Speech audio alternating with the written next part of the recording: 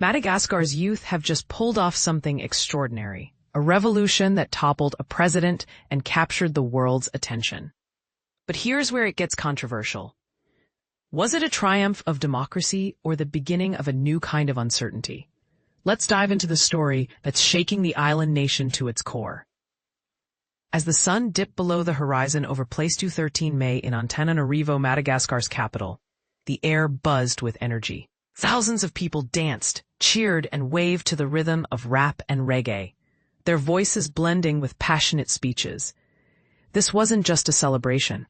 It was a declaration of victory. But how did we get here? It all started on September 25th, when young protesters took to the streets, initially rallying against water and power outages.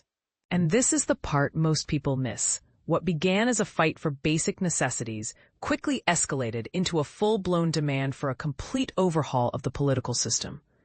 Military police tried to block their path to Place du 13 Mai, a historic symbol of democracy and the heart of anti-government protests since 1972, when 40 students were killed there by security forces.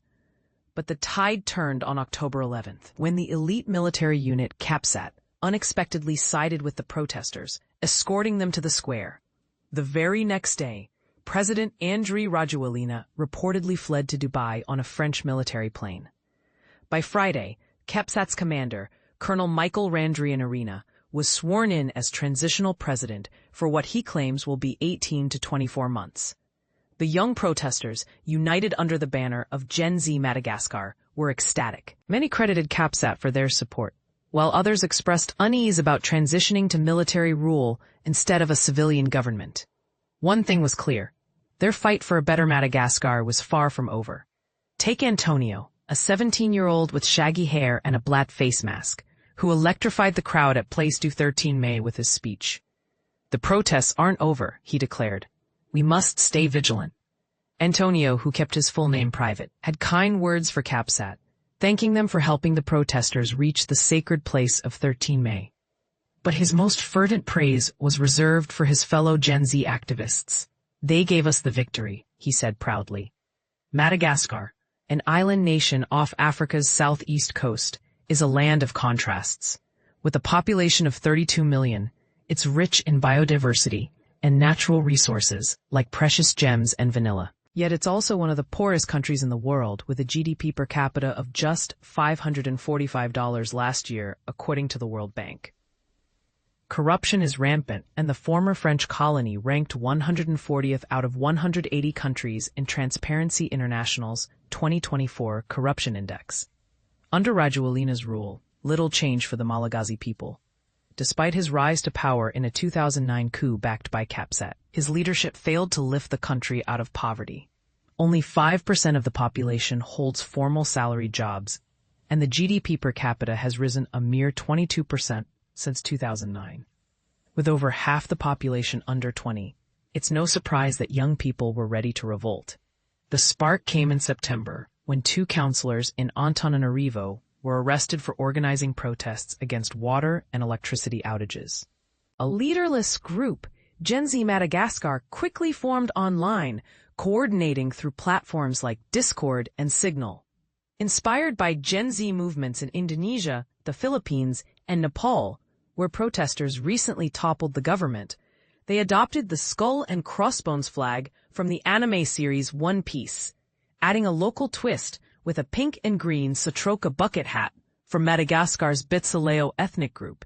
This flag now flies proudly in Place du 13 Mai. The government's initial response was brutal. At least 22 people were killed in the first days of the protests, according to the UN, with some shot by the gendarmerie and others caught in violence by criminal gangs. Rajoelina disputed the death toll, claiming all victims were looters and vandals. But the turning point came when Capsat announced on October 11 that they would not fire on protesters and called on the military to join them. Here's the question that's dividing opinions. Was Capsat's intervention a heroic act of solidarity or a calculated power grab? For Ina Sarabidi Randriamahariso, a 28-year-old mining truck mechanic, the protests came at a personal cost. After traveling 75 miles to join the march, he was shot in the left thigh by a live bullet. I thought it was just tear gas, he recalled from his hospital bed, where he later had to have his leg amputated. But I did it for my country, he said, hopeful for a prosthetic leg and a return to work. Like many, he's uncertain about Capsat's intentions. Is this about politics, or are they just profiting from the situation? Dr. Velomahanina Razakamaharavo, a researcher at the University of Reading, notes that Capsat's role in the 2009 coup had long tarnished its reputation. This time, however, public perception has shifted, she said. Their intervention was seen as an act of courage, altering the power dynamics and stopping further bloodshed. Randrianirina, the new military ruler, has denied staging a coup, insisting, "A coup involves bloodshed. This is not that." Some Gen Z protesters agree, emphasizing his bloodless intervention and the Constitutional Court's approval. Others, like 26-year-old activist Tiana, worry their revolution is being sidelined. "We don't feel included in the decisions," she said. "He listens but doesn't consult us." So what's next for Madagascar? Will Gen Z's revolution lead to real change, or will history repeat itself? What do you think? Is Capsat a force for good, or is there more to their story? Let the debate begin.